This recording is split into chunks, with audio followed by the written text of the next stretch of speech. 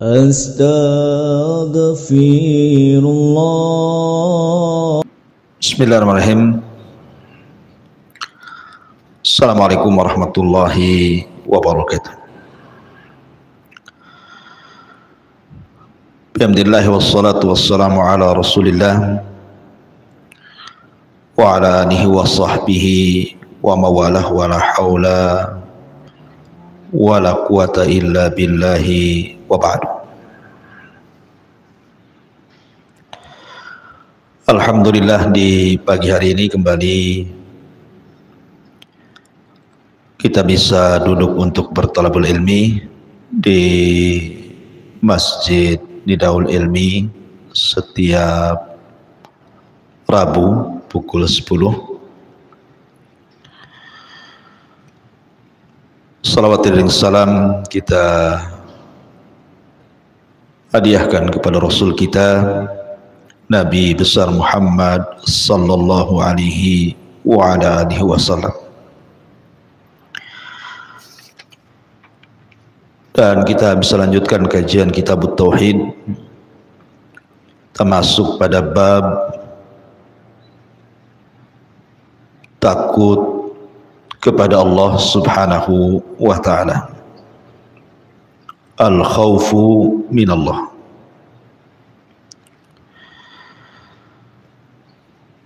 Takut kepada Allah subhanahu wa ta'ala adalah seafdal-afdalnya kedudukan di dalam agama, karena takut itu bagian daripada rukun ibadah hati,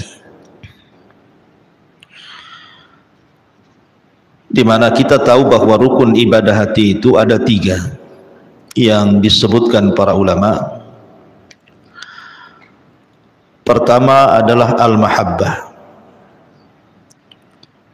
kecintaan seorang hamba kepada Allah subhanahu wa ta'ala.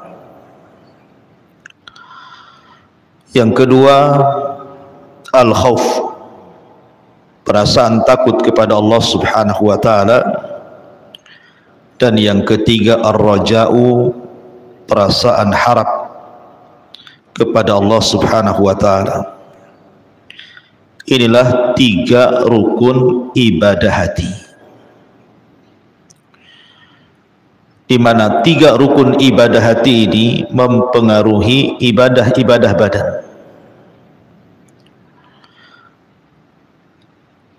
Karenanya ibadah itu tidak akan berpahala kalau sampai satu di antara rukun ibadah hati ini tidak tertanam saat melakukan taqarrub ilallah, beribadah kepada Allah subhanahu wa ta'ala. Karena terkadang 3 rukun ibadah ini justru membatalkan ibadah, seperti cinta harusnya diberikan kepada Allah, malah diberikan kepada selain Allah. Begitu juga takut harusnya diberikan kepada Allah, malah diberikan kepada selain Allah. Begitu juga harapan yang harusnya mengharap kepada Allah, malah diberikan kepada selain Allah. Makanya 3 ibadah hati ini menentukan diterima dan berpahalanya sebuah ibadah. Jadi pembahasan ini penting sekali, karena ibadah itu sesuatu yang kita lakukan setiap hari, baik ibadah hati, ibadah lisan, ibadah badan, ibadah harta, dan begitu seterusnya. Itu berhajat kepada 3 perkara ini. Lah, di siang hari ini kita akan membahas satu di antara rukun ibadah hati, al-khawfu minallah, takut kepada Allah subhanahu wa ta'ala. Di dalam Al-Quranul Karim, Allah subhanahu wa ta'ala berfirman di sini, innama dzalikumus syaitan yukhawwifu awliya'ah. fala takhafuhum wa khafuni in kuntum mu'minin. Allah Subhanahu wa taala mengatakan, itulah syaitan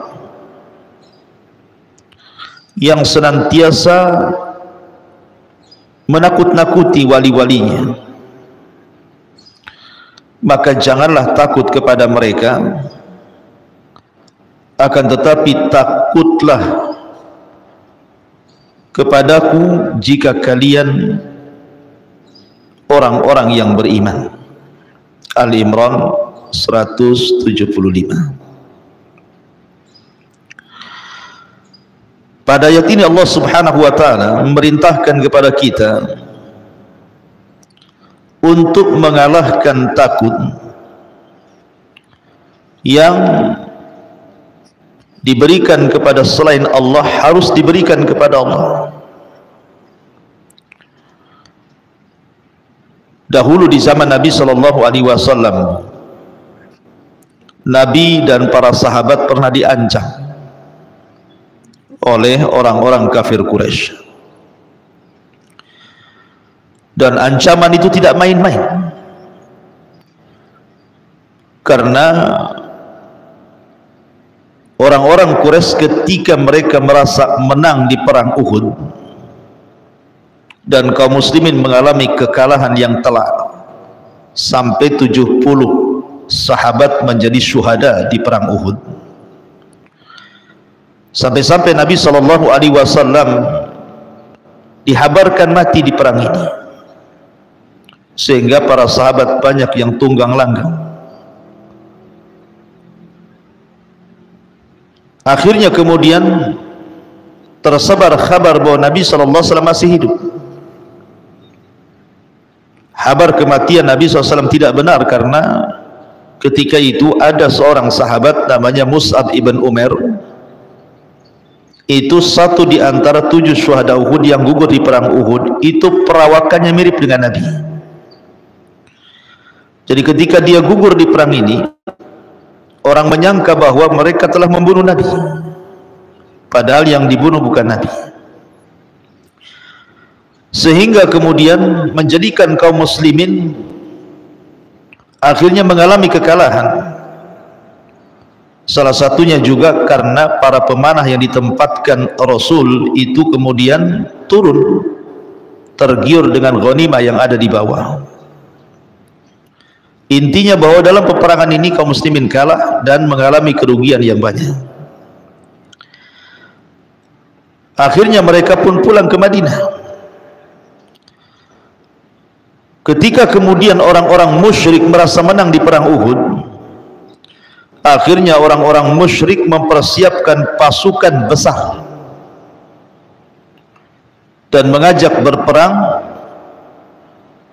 di sebuah tempat namanya Hamra al-Asad, yang ketika itu pemimpin kaum musyrikin dipimpin Abi Sufyan. Kemudian menitipkan pesan kepada seseorang, katakan kepada Muhammad dan orang-orangnya bahwa kami orang-orang musyrik sudah mempersiapkan pasukan besar yang bisa menghabisi kalian. Jadi Abi Sufyan dan orang-orangnya berusaha menakut-nakuti Rasul dan kaum muslimin dengan pasukan besar, dengan kekuatan, dengan jumlah peralatan perang, dan begitu seterusnya. Sampailah kemudian penitip pesan ini kepada Nabi sallallahu alaihi wasallam. Hal ini digambarkan di dalam surah Al-Imran ayat 107-nya. Alladzina qala lahumun nasu innan nasa qad jama'u lakum fahsyauhum. Ketika ada orang-orang yang mengatakan kepadanya, orang-orang Quraisy telah mengumpulkan pasukan untuk menyerang kalian, karena itulah takutlah kepada mereka. Ketika kemudian penitip pesan ini sampai kepada Rasul dan mengatakan seperti itu, bahwa manusia, maksudnya orang-orang musyrik, sudah berkumpul banyak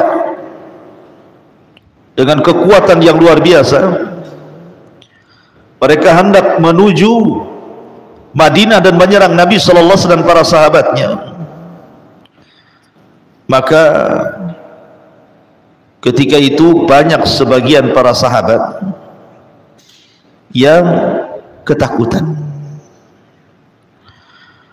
Dari sini Allah Subhanahu wa taala menggambarkan innama dzalikumus syaitan yukhawwifu awliya'ah fala takhafuhum wa khafuni in kuntum mu'minin.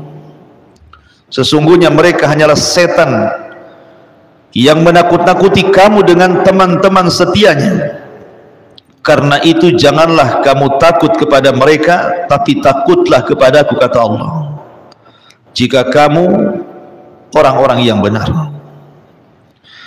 Ketika itu Nabi SAW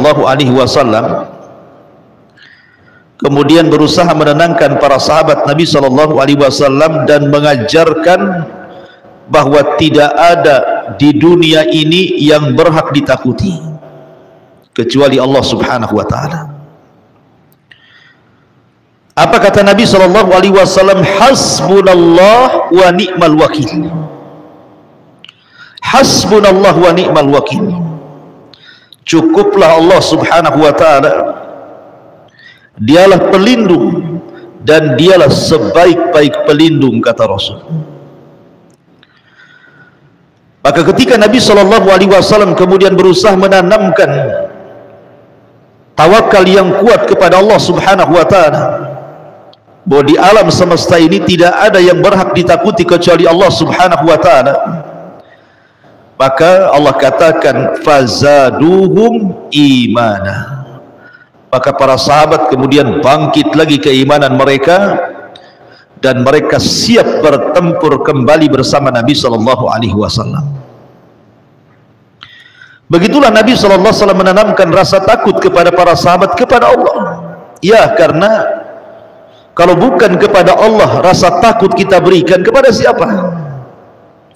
Bukankah Allah Subhanahu wa taala Wahidul Qahhar, satu-satunya zat yang bisa menghancurkan siapapun sekehendaknya? Bukankah di tangan Allah Subhanahu wa taala semua alam semesta ini?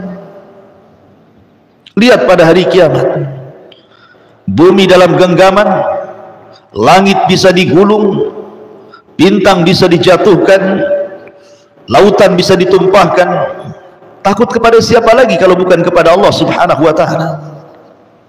Dia yang mengatur rizki, dia yang menahannya, dia yang memberikan penyakit, dia yang memberikan obatnya, dia yang memberikan ketenangan, dia pula terkadang memberikan ketidaktenangan. Semua diatur oleh Allah Subhanahu wa taala. Kalau bukan takut kepada Allah, takut kepada siapa lagi?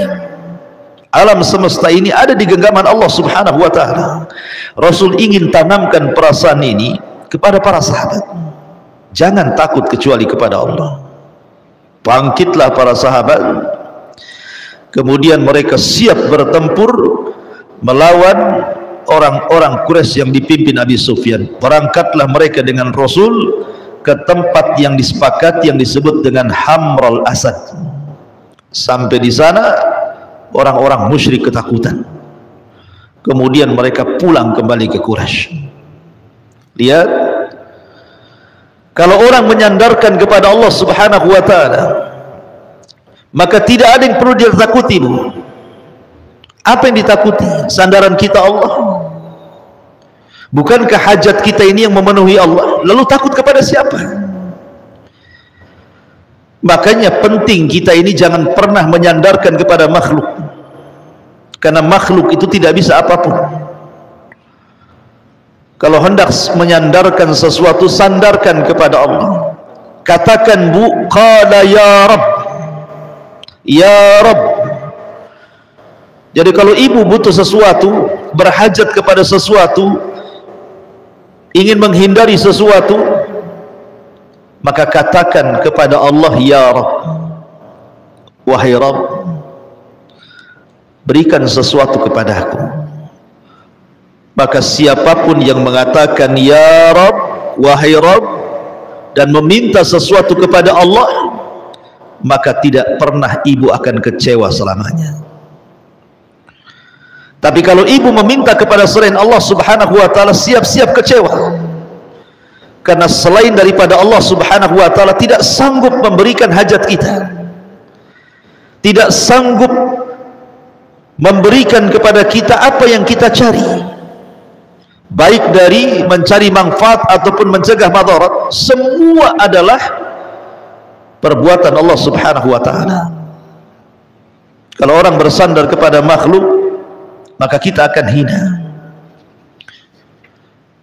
Bersandarlah kepada Allah, zat yang memberikan segala sesuatu. Bukankah Allah subhanahu wa ta'ala yang mengatakan setiap sepertiga malam kepada hamba-hambanya, man yad'uni fa astajibalah, wa man yas'aluni fa utiyah, wa man yastaghfiruni fa aghfirlah. Siapa yang berdoa aku kabulkan, siapa yang minta aku beri, siapa yang minta ampun ku ampuni dosa-dosanya. Siapa manusia yang bisa menawarkan tiga perkara ini, Bu? Tidak ada. Sekaya-kaya manusia tidak pernah mengatakan apapun yang kau minta aku beri. Sehebat apapun manusia tidak pernah mengatakan berdoalah kepada aku, ku kabulkan permintaanmu. Serahmat apapun manusia, ketika ada orang bersalah kepadanya kemudian minta ampun, belum tentu dia memberikan ampunannya. Hanya Allah yang bisa mengijabah doa, memberikan permintaan, dan mengampuni setiap manusia yang berdosa walaupun dosanya melambung ke langit. Sudah pantas Allah subhanahu wa ta'ala kita takuti, kita agungkan. Maka di sini Allah subhanahu wa ta'ala mengatakan, innama dzalikumus syaitan yukhawwifu awliya'ah fala takhafuhum wa khafuni in kuntum mu'minin. Sesungguhnya mereka hanyalah setan-setan yang menakut-nakuti kamu dengan teman-teman setianya. Karena itu janganlah kamu takut kepada mereka, tapi takutlah kepadaku jika kalian orang-orang yang beriman. Ketika Allah subhanahu wa ta'ala menyandarkan rasa takut dengan keimanan, menunjukkan bahwa syarat keimanan itu harus ada perasaan takut. Maknanya bahwa takut itu mempengaruhi iman. Kalau takutnya kuat kepada Allah berarti kuat pula imannya. Kalau rendah takutnya kepada Allah, rendah pula imannya. Jadi rasa takut kepada Allah itu termasuk syarat daripada keimanan. Maka jangan pernah kita berikan rasa takut ini kecuali kepada Allah subhanahu wa ta'ala. Lalu takut kepada Allah subhanahu wa ta'ala itu seperti apa? Yang pertama, takutlah kepada Allah akan azabnya. Karena Allah subhanahu wa ta'ala berfirman dalam surah Az-Zumar ayat 16, lahum min fawqihim dhulalun minan nar wa min tahtihim dhulalun dzalika yukhawwifullahu bihi ibadah ya ibadi fattaqun. Di atas mereka penduduk neraka itu ada lapisan-lapisan dari api, dan di bawahnya juga ada lapisan-lapisan yang disediakan bagi mereka dari api. Demikianlah Allah mengancam hamba-hambanya dengan azab itu. Wahai hamba-hambaku, maka takutlah kepadaku. Takut akan azab. Karena azab Allah subhanahu wa ta'ala kalau sudah menimpa siapapun, tidak mungkin ada orang yang selamat dari azab Allah. Nuh alaihi salatu wassalam sangat berharap anaknya Kan'an masuk ke perahunya. Sampai-sampai Nuh mengatakan, irkam ma'ana ya bunayyarkam ma'ana, wahai anakku naiklah ke perahu, selamat kau nanti. Tetapi Kan'an yang kufur merasa bisa menyelamatkan dirinya dari azab Allah dan mengatakan, sa'awi ilal jabal, tidak wahai bapakku, aku tidak akan bergabung dengan engkau. Aku akan naik ke gunung yang tinggi, tidak mungkin tufan ini akan mengenai diriku. Dia tidak paham, dia sedang berhadapan dengan siapa si Kan'an ini. Yang dihadapi itu Allah, bukan banjir. Walaupun dia mengatakan sa'awi ilal jabal, saya akan naik ke gunung, ya'simuni minal ma', bisa menjaga diriku dari bahtera tufan ini. Nuh mengingatkan berkali-kali, la asimal yaum, nah, tidak ada yang selamat hari ini, nak.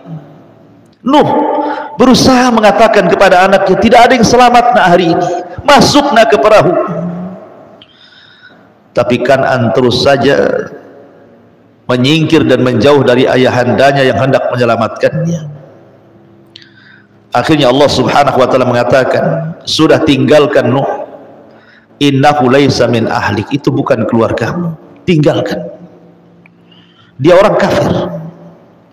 Akhirnya Nuh juga meninggalkan Kan'an yang sedang naik di atas ketinggian. Dia tidak sangka bahwa azab Allah itu sangat pedih. Akhirnya kemudian bahtera banjir pun menggulung semua manusia sampai di atas bukit dan di atas gunung, tidak ada yang selamat, termasuk Kan'an tenggelam dan mati kena tufan azab bagi kaum Nuh alaihi salatu wassalam. Ya, karena azab Allah subhanahu wa ta'ala itu sangat pedih, maka kita harus takut dengan azab Allah subhanahu wa ta'ala, dan jangan merasa aman dari azab Allah. Betapa banyak orang-orang yang merasa aman dari azab Allah, tiba-tiba azab sampai kepada mereka. Ingat, manusia boleh membuat makar, tapi Allah juga punya makar, dan sebaik-baik makarlah makar Allah subhanahu wa ta'ala. Sehebat apapun manusia menghindar dari azab Allah, tetap saja azab Allah akan sampai kepada mereka. Dan terkadang azab Allah itu ditimpakan saat manusia sedang lalai. Lihat di negeri kita, Bu, sebuah percontohan saja. Apabila Allah subhanahu wa ta'ala murka, kemudian Allah subhanahu wa ta'ala membuat gunung meletus, membuat bumi bergetar dengan gempanya, membuat luapan api sehingga menjadi tsunami. Siapa yang bisa menyelamatkan? Harta benda yang mereka kumpulkan sedari kecil sampai kemudian memiliki rumah tingkat megah mewah, kendaraan, habis disapu dengan gempa, disapu dengan banjir, disapu dengan lahar, dan begitu seterusnya. Tidak ada yang bisa menyelamatkan kecuali Allah. Karena Allah itu idza arada syai'an an yaqula lahu kun fayakun. Kalau Allah menghendaki sesuatu, Allah tidak tinggal katakan jadi, ya. Maka sudah sepatutnya kita takut dengan azab Allah subhanahu wa ta'ala. Kemudian juga takut akan maksiat yang dilakukannya. Harusnya kalau orang bermaksiat itu tanamkan rasa takut. Setiap maksiat itu pasti ada madarat yang akan menimpanya. Karena kaidah agama itu setiap perintah pasti ada maslahat, setiap larangan pasti ada madarat. Maka maksiat itu bagian daripada larangan, pasti ada madarat. Perhatikan, Bu, sabda Nabi SAW. Ketika Nabi SAW berceramah kepada orang-orang muhajirin, kata Nabi SAW, wahai muhajirin, khamsun idzabtulid, khamsu hisalin idzabtulibtum bihinna fa'udzu billahi an yudrikuhun atau an tudrikuhun. Khamsu hisalin idzabtulibtum, apabila kalian terkena 5 musibah, apabila terkena kalian, maka aku berlindung kepada Allah subhanahu wa ta'ala 5 perkara ini jangan sampai menimpa kalian. Nabi SAW menggambarkan beberapa perkara yang menyangkut dengan maksiat dan akibat maksiat. Apa kata Nabi? Lam tadharil fahishatu fi qaumin qat. Tidaklah sebuah kaum terang-terangan melakukan perzinahan, homoseksual, lesbi, LGBT, hatta yu'linu biha, sampai dia terang-terangan, sudah tidak punya rasa malu lagi. Apa kata Rasul? Illa fasha fihimut ta'un wal auja allati lam takun madat fi aslafihimul ladzina madaw. Maka akan ditimpakan kepada orang-orang tersebut penyakit ta'un atau penyakit-penyakit yang belum pernah terjadi sebelumnya. Setiap maksiat itu ada efek dan dampaknya. Ketika Nabi SAW mengatakan, apabila sebuah fahisyah, perzinahan, homoseksual, lesbi, LGBT dan yang lainnya terang-terangan dilakukan, dibela, maka Allah akan kirim kepada mereka azab. Berupa apa? Disebarnya penyakit. Sampai hari ini yang namanya penyakit AIDS yang belum pernah ada di zaman Rasul dan juga para sahabat, dan di zaman salaf, dan baru tersebar di zaman kita. Para pakar berusaha untuk mencari obatnya. Para dokter-dokter, profesor-profesor, para penemu berusaha mereka meneliti ini penyakit apa. Mereka berusaha untuk mencari obatnya, dan sampai hari ini belum ditemukan obatnya. Mereka tidak sadar, sehebat apapun pertemuan dan penelitian mereka untuk mencari obat yang namanya penyakit AIDS itu, percuma saja.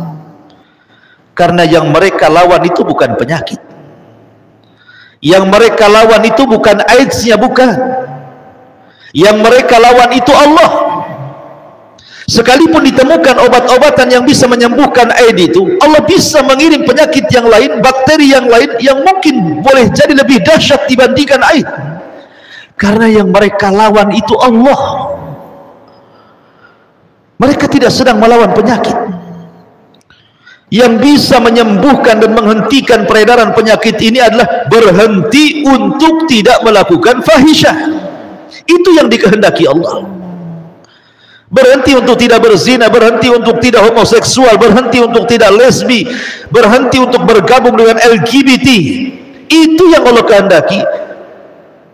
Bukan kemudian maksiat ini dibiarkan, muncul penyakit, diobati penyakitnya, nggak akan ketemu obatnya. Sekalipun ketemu, didatangkan penyakit yang lebih parah dari itu. Sekali lagi, bahwa mereka sedang menghadapi Allah, bukan sedang menghadapi penyakit. Maka takutlah akan maksiat kepada Allah Azza wa Jalla. Contoh yang kedua, kata Nabi SAW, malam yang kusu mikyala wal mizan illa ukhidhu bis sinin wa syiddatil maunati wa jawri sultani alaihi. Selama mereka tidak meninggalkan di dalam mengurang-urang takaran, mengurang-urang timbangan, mengurang-urang meteran, atau istilahnya curang dalam berdagang, melakukan riba dalam berdagang, menzalimi orang dalam berdagang, mengambil hak orang dalam berdagang, dan yang semacamnya, kecuali ditimpakan 3 azab kepada mereka. Pertama, azab pacaklik yang berkepanjangan. Yang kedua, susahnya ekonomi. Dan yang ketiga, dikirimkan para penguasa zalim. 1 maksiat, azabnya 3. Na'udzubillah. Maka takutlah kepada maksiat. Karena 1 orang bermaksiat, Bu, terkadang Yang terkena imbasnya itu bukan orang yang maksiat saja, bisa satu kampung. Saya contohkan, ada kisah Israiliyat di zaman Nabi Musa. Di zaman Nabi Musa alaihi salatu wassalam pernah terjadi paceklik hebat, tidak turun hujan. Akhirnya kemudian Nabi Musa mengumpulkan Bani Israel di tanah lapang. Musa pun berdoa kepada Allah subhanahu wa ta'ala agar Allah subhanahu wa ta'ala menurunkan hujannya. Tetapi bukannya turun hujan, awan itu semakin memutih, tidak ada tanda-tanda hujan. Padahal Musa itu kalimur rahman, Musa itu orang yang banyak berdialog dengan Allah, dekat dia dengan Allah. Tetapi untuk hari itu Allah tidak kabulkan permintaannya. Musa heran, kemudian berusaha bertanya kepada Allah Azza wa Jalla, ada apa? Kenapa salat istisqanya dia dan Bani Israel tidak dikabulkan? Maka Allah subhanahu wa ta'ala mengatakan, ya Musa, kenapa aku tidak kabulkan? Karena fikum rajulun asallaha arba'ina sanatan. Karena di tengah-tengah Bani Israel yang kau kumpulkan di tanah lapang itu ada satu orang, kata Allah, ahli maksiat, 40 tahun dia bermaksiat dan belum bertobat. Kata Musa mengatakan, sebutkan ya Rabb namanya, aku akan usir dia, sebab dia akhirnya engkau tidak turunkan hujan, katanya. Maka Allah subhanahu wa ta'ala mengatakan, tidak mungkin saya sebutkan ya Musa, ini privasi. Kau tinggal sebut saja di hadapan mereka, berteriaklah, siapa yang bermaksiat 40 tahun tolong keluar. Maka Musa pun kemudian berteriak di depan Bani Israel dan mengatakan, man minkum rajulun asallaha arba'ina sanatan fakhruj. Siapa di antara kalian yang pernah bermaksiat 40 tahun dan tidak tobat, keluar kau dari sini. Bani Israel satu dengan yang lainnya saling menatap, saling melihat, siapa kira-kira di antara mereka. Rupanya ada satu orang yang merasa dengan ucapan Nabi Musa itu terkena kepada dirinya. Dengan malunya dia menunduk ke tanah, kemudian dia tarik serbannya menutupi wajahnya, kemudian dia mengatakan dalam hatinya, ya Rabb, aku sudah 40 tahun bermaksiat kepadamu, engkau tutup aibku, apakah hari ini kau akan bongkar aibku? Aku sudah 40 tahun bermaksiat ya Rabb, aku belum bertobat, dan engkau tutup aibku di hadapan manusia, apakah hari ini engkau akan membongkar aibku ya Rabb? Maka dia mengatakan, tubtu ilaika ya Rabb, tubtu ilaika ya Rabb, aku bertobat kepadamu ya Rabb, aku bertobat kepadamu ya Rabb. Ketika dia mengucapkan kalimat itu, tubtu ilaika ya Rabb, aku bertobat kepadamu ya Rabb, tiba-tiba langit gelap dan tiba-tiba turun hujan. Nabi Musa heran, kan belum keluar orang yang bermaksiat 40 tahun itu di tengah-tengah Bani Israel yang sedang salat istisqa, kenapa Allah sudah kabulkan? Maka Musa mengatakan, ya Rabb, bukankah syarat engkau menurunkan hujan? Aku harus mengeluarkan satu orang yang bermaksiat 40 tahun, orang itu belum keluar, kenapa kau sudah hujani kami, katanya. Maka Allah mengatakan, ya Musa, dia sudah bertobat, ya Musa, dia sudah bertobat kepada aku. Kemudian Musa mengatakan, ya Rabb, beritahu siapa namanya, mana orangnya, tunjukkan batang hidungnya kepada aku. Maka Allah mengatakan, ya Musa, waktu dia bermaksiat 40 tahun ku tutup aibnya, sekarang dia sudah bertobat, ku bongkar aibnya. Tidak wahai Musa, tidak. Allah rahim. Lihat, satu orang bermaksiat, satu kampung Bani Israel terkena imbasnya. Maka hendaklah seseorang takut terhadap maksiat kepada Allah subhanahu wa ta'ala, karena akan mengakibatkan bencana besar yang bukan hanya menimpa orang yang bermaksiat, tetapi orang-orang baik pun terkena imbasnya. Kemudian juga di antara takut kepada Allah adalah takut terjerumus kembali kepada kesesatan yang mungkin dia sudah mendapatkan hidayah. Jadi mungkin ibu dulunya tidak sholat, kemudian dapat hidayah, akhirnya mulai sholat. Dulu tidak pernah puasa Ramadan, akhirnya dapat hidayah, jadilah dia puasa Ramadan. Orang kaya yang tidak pernah haji, tersentuh hidayah, akhirnya haji, akhirnya zakat, dan begitu seterusnya. Yang durhaka kepada orang tua, akhirnya birrul walidain. Kalau Allah Subhanahu wa ta'ala sudah menyapa dengan hidayah, maka pertahankan hidayah itu. Karena hidayah itu mahal harganya, tidak dijual di pasar. Kalau hidayah dijual di pasar, orang kaya yang dapat hidayah, orang miskin tersesat. Tapi hidayah itu hak mutlak milik Allah, diberikan kepada siapa yang dikehendakinya. Maka jaga hidayah itu. Dan takut kalau seandainya hidayah yang sudah kita dapatkan ini tiba-tiba kemudian futur.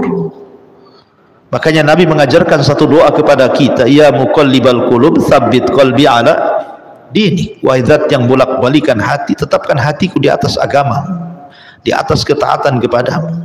Terus minta keistiqomahan, jangan sampai hidayah ini bergeser dari istiqomahnya. Itulah bentuk takut kita kepada Allah Subhanahu wa ta'ala.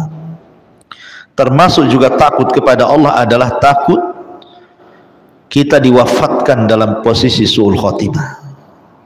Takut ini yang ditakutkan semua orang, bukan orang awam saja. Para ulama takut kepada perkara ini. Karena ibrah itu soal kematian, bukan di mana kita mati. Ibrah kematian itu bukan di mana kita mati, tapi bagaimana caranya kita mati. Karena saat orang-orang itu detik-detik sakaratul maut, syaitan itu paling senang datang. Karena syaitan tidak ridho kalau seandainya seorang mukmin mati husnul khatimah.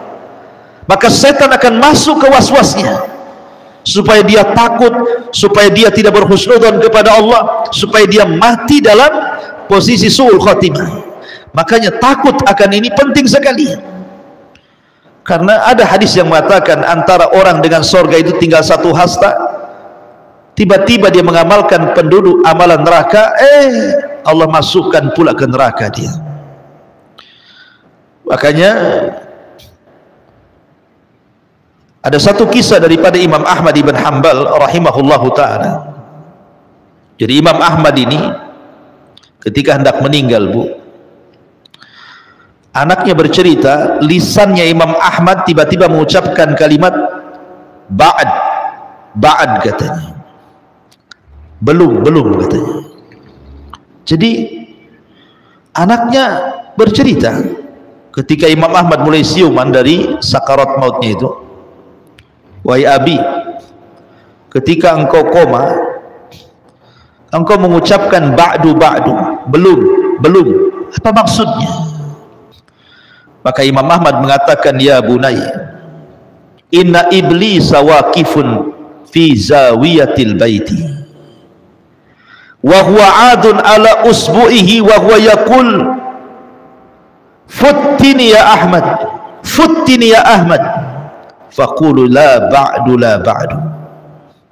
Wahai anakku, sesungguhnya iblis sedang berada di sudut rumah dan dia sedang menggigit jari-jarinya dan dia berkata, engkau telah lolos dariku ya Ahmad, engkau telah lolos dariku ya Ahmad. Maka Imam Ahmad mengatakan belum. Lihat bagaimana iblis berusaha menggoda Imam Ahmad agar dia ujub akan keimanan dan ketakwaannya saat ditutup akhir hidupnya. Tapi Imam Ahmad mengatakan belum. Lihat, sekelas Imam Ahmad, imam ahli sunnah, pencetus madhab Hambali yang tidak diragukan kealimannya, tidak lepas daripada syaitan berusaha untuk menyesatkan saat detik wafatnya, apalagi kita. Ya. Oleh karena itulah maka kita berdoa kepada Allah Subhanahu wa ta'ala setiap hari agar kita diwafatkan dalam posisi husnul khatimah. Ma'asyiral muslimat yang dimuliakan Allah Subhanahu wa ta'ala, takut itu ulama membagi menjadi 4 macam. Ada takut yang disebut dengan takut ibadah, waliman khafa maqama rabbih jannatan. Dan bagi yang takut kepada Rabbnya, maka Allah berikan kepadanya 2 istana di sorga. Dan takut ibadah itu seperti takut yang sudah saya jelaskan tadi. Kemudian yang kedua, inilah yang jadi pembahasan, takut yang mengantarkan kepada syirkul akbar. Hati-hati, takut yang mengantarkan kepada syirik besar, yang disebut oleh para ulama sebagai khaufus sirri, takut yang sifatnya rahasia, yang terselubung dalam sanubari manusia. Dan dijelaskan para ulama, wa huwa an yakhafa min ghairillahi min wasanin aw taghutin aw yusibuhu bima yakrah. Takut sir, takut terselubung, tersembunyi dalam hati adalah seseorang yang takut kepada selain Allah, baik dari berhala, dari patung, dari sesembahan, dari taghut, takut menimpa sesuatu yang ia tidak suka. Jadi kalau seandainya kemudian orang takut kepada berhala, orang takut kepada selain daripada Allah Azza wa Jalla, takut kuburan, takut pohon, takut lembah, takut selain daripada Allah, seperti orang dulu gitu ya. Di tempat saya sana di Majalengka itu sering saya ceritakan, Bu, ada pohon namanya pohon beringin. Terus semakin gede, makin banyak janggutnya, itu makin ditakuti itu. Apalagi kalau tempatnya itu di pinggir-pinggir jurang, Bu. Kadang-kadang orang nggak berani lewat di situ karena takut sama pohon. Sehingga terkadang orang lewat di situ karena takut kemudian ada penunggunya menimpakan sesuatu kepada dia. Terkadang dikasih sesajen tuh,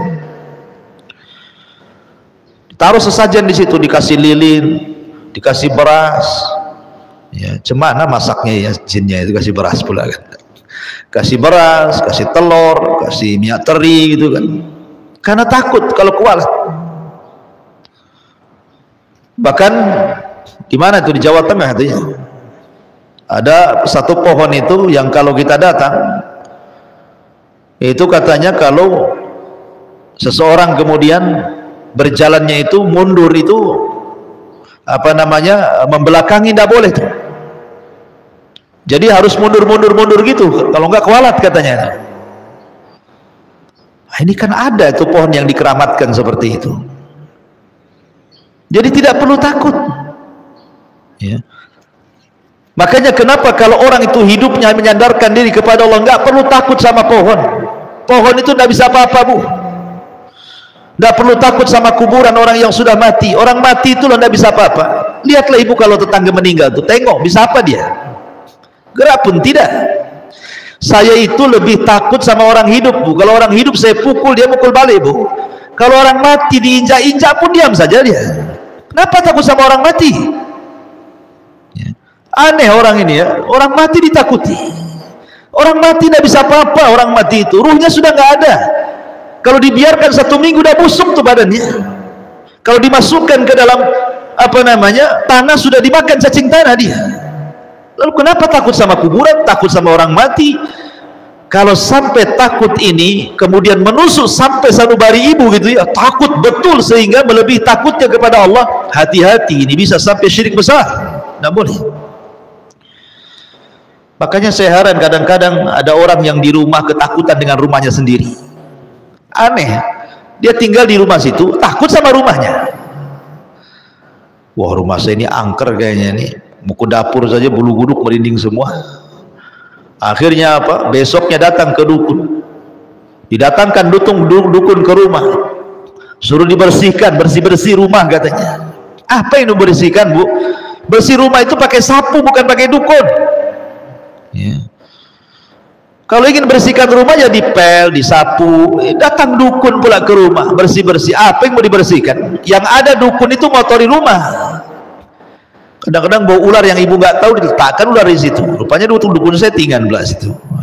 Jadi takut-takut yang seperti ini yang bahaya. Kenapa kemudian pengarang ini mencantumkan kitab ini? Inilah tujuannya, agar kita jangan takut kecuali kepada Allah.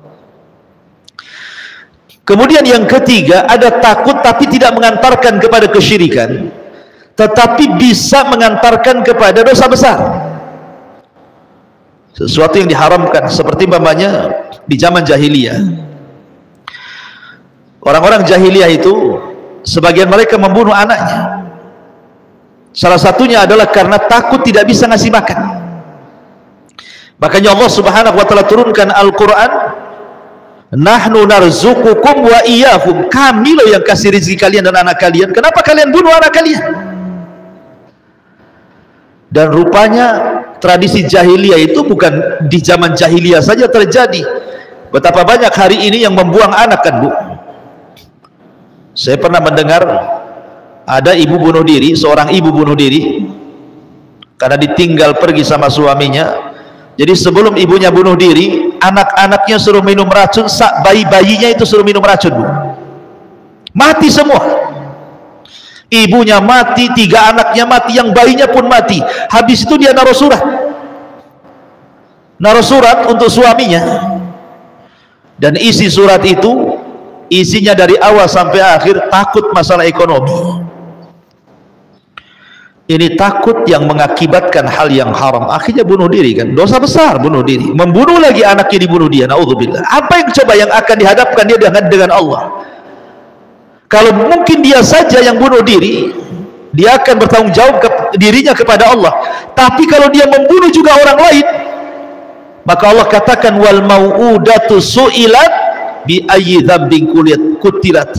Bayi yang mereka bunuh itu akan datang menghadap Allah. Tangan kanannya memegang kepalanya, tangan kirinya memegang ibu yang membunuhnya.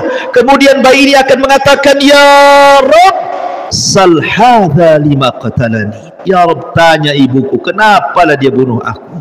Coba bayangkan. Ada orang seperti itu karena takut, kan? Ini takut maksiat, tidak boleh. Memang tidak sampai kepada syirik, tetapi ini dosa besar. Ya. Kemudian yang keempat, inilah takut yang sifatnya mubah. Tabiatlah manusia juga punya rasa takut. Takut diancam tetangga bawa pisau gitu ya. Tiba-tiba pulang ada ular, takut sama ular. Takut sama harimau. Takut sama api, kan dekat-dekat dia terbakar. Itu takut tabiat, tidak ada masalah. Ya, takut sama setan pun, Bu, kalau tidak mengantarkan kepada hal-hal yang haram atau syirik, nggak masalah, Ibu. Umpamanya Ibu lewat kuburan Tamiang di sini malam-malam, Ibu ya, dari Batu Haji mau balik gitu ya, kan mesti lewat Tamiang tuh. Pas lewat pintu gerbang kuburan, kok bulu-bulu kok pada berdiri semua. Yang tadinya 60, Bu, jadi 120 kecepatannya. Kenapa kok dikecepatkan motornya? Takut Ustadz katanya. Takut seperti ini syirik? Tidak. Tidak. Selama Ibu tidak melakukan hal-hal yang diharamkan, hanya takut sebatas itu saja. Takut akhirnya Ibu ngebut, Ibu lari gitu ya. Atau kalau di rumah takut dengan kamar mandi, Ibu selimutan gitu ya. Karena setan itu kan berusaha menakut-nakuti Ibu, ya Bu ya. Setan itu akan berusaha mencari media-media yang dengan media itu cemana orang itu takut sama dia. Terkadang Ibu di rumah lagi hujan, datang setan, gorden pula digoyang-goyang. Ya, Ibu takut tengok gorden goyang-goyang. Padahal yang goyang-goyang angin. Kemudian di rumah ada pohon mangga. Mangganya kan besar, Bu. Kemudian kalau ada kilat, nampak bayangan mangganya goyang-goyang, disangka setan. Tiba-tiba kemudian di dapur angin kencang. Jendela pula Ibu lupa nutup, kencang pula angin itu masuk ke dapur, ada kaleng kongguan kena angin gebrang gitu kan. Takut ada setan di dapur katanya. Padahal kaleng kongguan tuh. Pokoknya yang namanya setan itu dia berusaha, Bu. Dia mungkin lewat angin, lewat goyang, lewat bayangan, lewat suara. Memang begitu setan itu, hendak nakut-nakuti kita. Makanya rahasia supaya kita tidak takut, kata Rasulullah, kalau setan lagi nakut-nakuti ibu kayak gitu Bu, dengan bayangan, dengan goyangan, dengan suara, dengan angin, dengan apa kan, kata Rasul, jangan pedulikan, baca basmalah, tinggalkan. Contoh, ibu mau ke dapur, kok gelap pula, PLN ini tak nyala-nyala, hujan deras, anjing tetangga pulang gonggong gitu kan, kok kayaknya takut saya. Akhirnya mau ke dapur tak jadi Bu. Nggak boleh. Jadikan saja, apa masalahnya? Ibu mau ke dapur, mau kencing, nanti nggak jadi, nanti kencing di botol pula di kamar kan itu.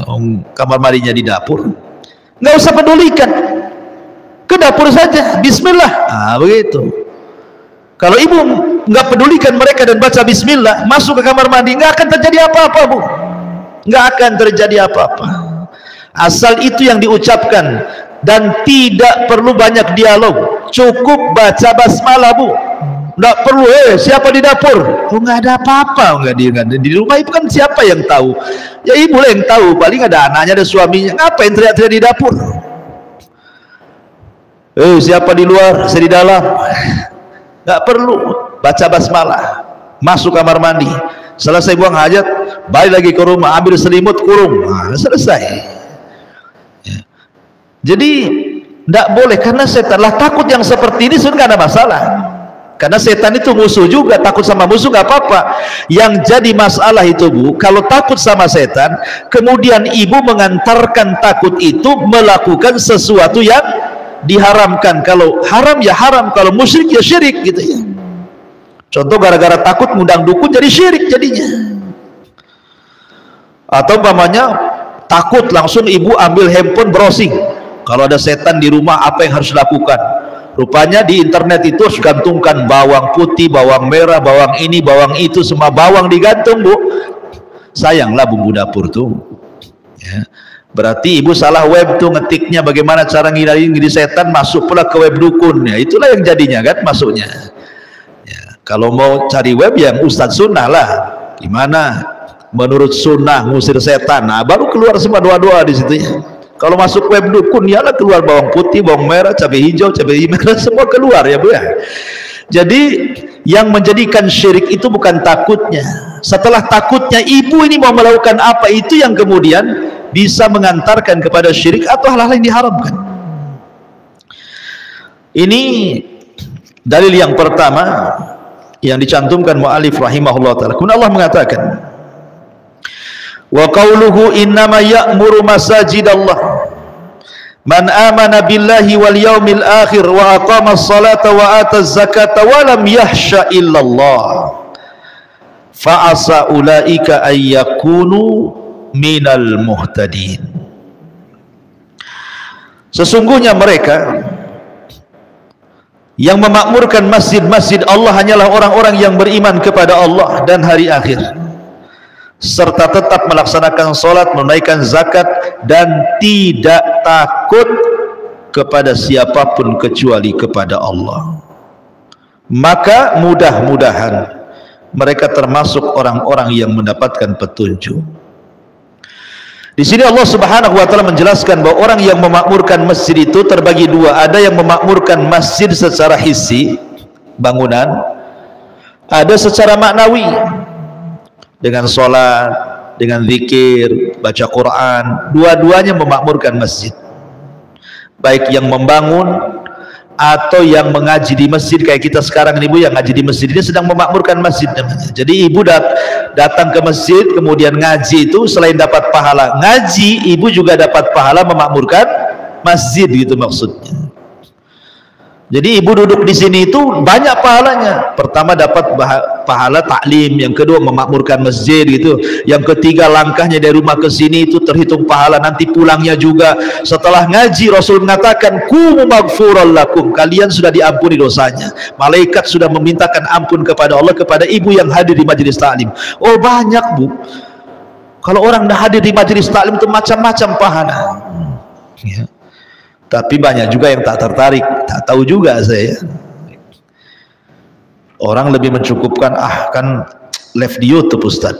Ah cukuplah saya nengok di YouTube aja lah, tidak perlu datang katanya. Kan sudah ada radio. Beda adab duduk di majelis taklim dengan duduk di majelis YouTube, itu beda. Kalau orang ngaji lewat YouTube Bu, ibu bisa sambil makan kerupuk kan Bu? Pak kerupuk, kadang-kadang suara kerupuknya lebih keras pula daripada suara Ustaz di YouTube. Ibu ya, ibu bisa sambil rebahan, ya kan? Sambil ngepel, sambil apa? Coba di sini Bu, ngaji sambil ngepel Bu. Pulang saya Bu. Ya. Jadi nggak ada adabnya kalau ngaji lewat media itu. Tapi kalau hadir di majelis taklim ada adabnya, duduk, nyatat, malaikat mendoakan, datang ketenangan, datang rahmat, macam-macam, subhanallah ya. Ya. Nah, jadi orang-orang yang memakmurkan masjid ada dua, ada yang membangun secara hissi, ada yang membangun secara maknawi. Yang maknawi inilah yang dimaksud ayat ini yang kita bahas di sini. Di mana orang-orang yang masuk ke dalam masjid, salah satunya adalah yang memakmurkan, yang menanamkan rasa takut hanya kepada Allah. Jadi ketika masuk masjid, tumbuhkan rasa takut kepada Allah, supaya makin khusyuk ibadahnya, makin khusyuk ngajinya, makin khusyuk takut tidak diterima, takut seandainya ditolak, takut macam-macam, sehingga dia makin sungguh-sungguh ibadahnya itu ya. Kemudian mu'alif rahimahullahu ta'ala mengatakan, wa minan nasi man yakulu amanna billah fa idza udhiya fillahi ja'ala fitnatan nasi ka'adzabillah. Dan di antara sebagian manusia ada sebagian yang berkata, kami beriman kepada Allah, tetapi apabila dia disakiti karena dia beriman kepada Allah, dia menganggap cobaan manusia itu sebagai siksaan Allah. Ini yang banyak ya. Saya ini sudah dulu, Ustaz saya ini Masya Allah masih suka makan riba, masih suka ya cari penghasilan itu yang haram-haram. Alhamdulillah Ustaz, setelah saya ngaji, saya mulai tinggalkanlah riba-riba itu. Yang haram-haram itu saya mau tinggalkan. Akhirnya kemudian Allah coba dia, Allah uji dia. Dulu masa ribanya penghasilan sebulannya 10 juta, 15 juta nggak kemana. Setelah ditinggalkan riba, dia keluar dari instansi riba, kemudian dia mencari yang halal. Kemudian mulailah dia buka usaha, tak jual gorengan, tak jual es cincau, tak jual ini, jual itu. Sepi, hujan terus, nggak ada yang beli. Mulai dia berpikir, kok susah kali lah hidup ini. Kayaknya sedang diuji, sedang diazab saya sama Allah ini. Akhirnya mulai dia terpikir, setan masuk.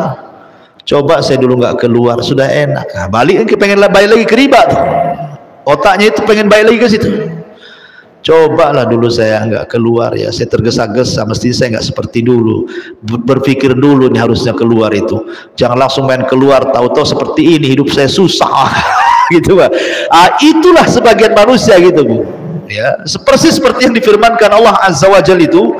Jadi ada orang-orang yang mengatakan kami beriman kepada Allah, tetapi apabila dia disakiti karena dia beriman kepada Allah, dia menganggap cobaan manusia itu sebagai azab Allah. Jadi kalau kita sudah mengaku beriman, mengaku muslim, mengaku mukmin, mengaku sudah hijrah, sudah sunnah, maka jadikan setiap cobaan Allah Azza wa Jalla itu bagian daripada mengangkat derajat dan menghapus dosa. Karena banyak manusia-manusia itu yang mengatakan apabila datang musibah kepadanya, anaknya sakit, terus sakit dapat kunjung sembuh, mulai dia sakhat, marah kepada Allah. Ya Allah, kenapa aku terus yang diuji? Kenapa anak saya terus, kenapa anak orang lain sehat? Apabila gulung tikar usahanya, ya Allah, kenapa asih saya terus yang diuji seperti ini? Kenapa enggak orang lain saja? Ketika kemudian dia ditimpa sakit, kenapa mesti saya lagi sakit? Kenapa? Pokoknya asih kenapa, dan kenapa? Dia tidak mengetahui bahwa maksud Allah itu terkadang mengangkat derajat kita. Boleh jadi mungkin kita dulu banyak dosa, dengan diberikan ujian itu Allah sengaja ingin menghapuskan dosa-dosa itu tanpa beramal dengan cara cukup sabar. Dia tidak paham. Karena terkadang juga ada surga yang tidak bisa diraih dengan sholat, dengan puasa, dengan zakat, dengan zikir, baca Quran, hanya bisa diraih dengan sabar. Jadi ada surga itu yang hanya bisa diraih dengan sabar. Ada dosa yang hanya bisa digugurkan dengan sabar. Harusnya kan terpikir ke situ. Ya, jadi ada orang-orang yang ketakutan dengan ekonomi, ketakutan dengan kesehatan, ketakutan dengan nasib dia masa depan. Akhirnya kemudian dia menyalahkan Allah Subhanahu wa taala. Jangan. Ya. Kemudian karena manusia itu bagaimanapun tidak mungkin dibiarkan, pasti diuji ya. Karena dunia ini tempat darul bala, tempat ujian. Ada 3 perkara tidak mungkin lepas bagi manusia. 1, manusia ini tidak pernah istirahat. 2, manusia tidak mungkin didiamkan dari ucapan manusia. 3, manusia pasti akan mengalami kematian. 3 perkara tidak mungkin lepas dari manusia, Bu. Saya ulangi, 1, manusia tidak mungkin istirahat. Nggak mungkin, Bu, ibu istirahat. Habis orang ini selesai ngomongin kita, Bu, besok dia ngomongin orang. Yang ngomongin ini datang lagi ngomongin lagi. Pindah rumah, dia musuhnya beda lagi. Dia juga ngomongin saya. Mau pindah kemana? Mau ke hutan sendirian? Biar serigala monyet itu kan nggak ngomongin ibu gitu ya. Siapa bilang? Orang kampung yang ibu di situ ngomongin, jangan-jangan sudah gila, udah pergi ke hutan Ustaz gitu. Diomongin juga, Bu. Jangan kira ibu di hutan sendiri nggak ada yang ngomongin. Oh, mungkin lebih parah lagi, itu sudah gila, punya penyakit jiwa loh itu. Kenapa? Uzlah dia di tengah hutan tuh, kawannya sama ular katanya. Tidak ada manusia itu lepas dari omongan manusia. Sabar ya. Orang itu tidak bisa istirahat, pasti diuji. Makanya perlu sabar. Itulah sabar sebenarnya pahala yang paling besar, yang tidak ada batas pahalanya ya. Orang ini tidak akan lepas dari ujian manusia. Taib. Kemudian Nabi SAW mengatakan, diriwayatkan secara marfu dari Abu Sa'id Al-Khudri radhiyallahu anhu, bahwa Rasul bersabda, inna min dha'fil yakin an turdiyan nas bi sakhatillah wa an tahmadahum ala rizqillah wa an tadhimmahum ala ma lam yu'tikallah inna rizqallah la yajurruhu hirsu harisin wa la yarudduhu kurhu karihin. Sesungguhnya termasuk lemahnya keyakinan adalah jika kamu mencari ridha manusia dengan kemurkaan Allah dan memuji mereka atas rizki yang Allah berikan kepadamu. Subhanallah, Bu ya. Terkadang ada orang-orang yang mencari ridha manusia tetapi membuat Allah murka kan? Ada orang-orang yang mencari ridha manusia tapi Allah murka, menjilat kepada orang, ya kan? Gak peduli Allah murka, gak peduli. Yang penting dia senang sama saya. Kadang-kadang nyogok, rasuah, korupsi, dan begitu seterusnya, Bu. Yang penting lulus ini, lulus ujian sana, lulus ujian kerja, lulus ujian. Yang penting happy hidupnya, tapi Allah murka padanya, dia nggak sadar tuh, ya kan? Ataupun sebaliknya, memuji mereka atas rezeki yang Allah berikan kepadamu. Kalau ada orang yang kasih pekerjaan kepada kita, bukan syukur kepada Allah, syukur pula kepada yang ngasih kerjaan. Ada tuh orang kayak gitu ya.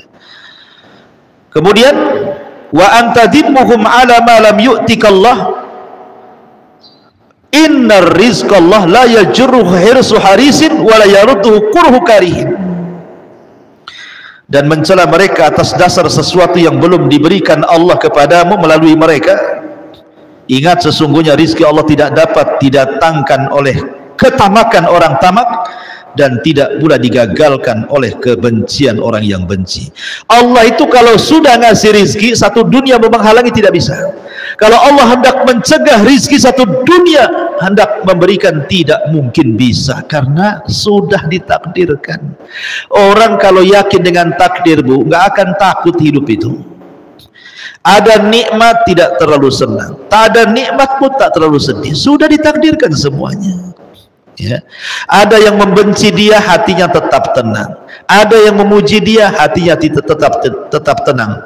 Orang yang berakal itu pujian dengan celaan sama saja. Dikasih nikmat, alhamdulillah. Tidak dikasih nikmat, ya introspeksi diri. Ada apa dengan saya? Ya, jadi itu penting menanamkan rasa aman gitu ya, agar tidak takut kecuali kepada Allah Subhanahu wa taala. Ma'asyiral muslimat yang dimuliakan Allah Azza wa Jalla. Kemudian yang terakhir adalah wasiat Aisyah radhiyallahu anha kepada Ummul Mukminin.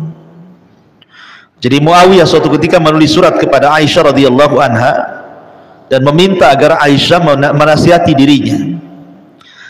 Nah, di antara nasihat Aisyah radhiyallahu anha dijelaskan di sini,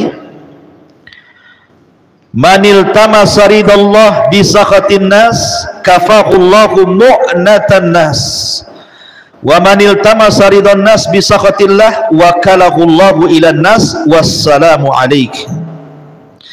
Barang siapa yang mencari keridhaan Allah sekalipun memperoleh kemurkaan manusia, Allah akan mencukupkan dia dari ketergantungan kepada manusia.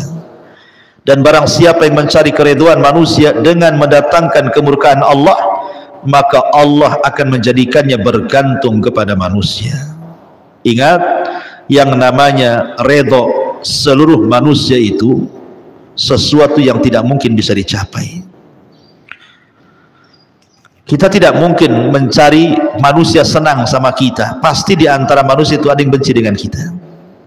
Orang berbuat baik saja tidak semua suka, ada juga yang tidak suka kan Bu ya kan? Apalagi orang berbuat jahat. Oleh karena itulah maka sandarkan hidup kepada Allah. Saya yakin ibu tidak akan merasa takut kecuali kepada Allah Subhanahu wa taala. Walaupun satu dunia menyakiti ibu tidak mungkin terjadi kalau belum dicatat di Lauhil Mahfuz. Satu dunia mau memberikan madarat kepada ibu pun tidak mungkin terjadi kecuali sudah dicatat Lauhil Mahfuz. Wallahu a'lam bishawab. Inilah pembahasan takut kepada Allah Subhanahu wa taala. Tidak ada tanya jawab. Saya ada keperluan di luar. Mudah-mudahan ada manfaatnya. Subhanakallah bihamdika asyhadu an la ilaha illa anta astaghfiruka wa atubu ilaik. Allahu ta'ala. Assalamualaikum warahmatullahi wabarakatuh.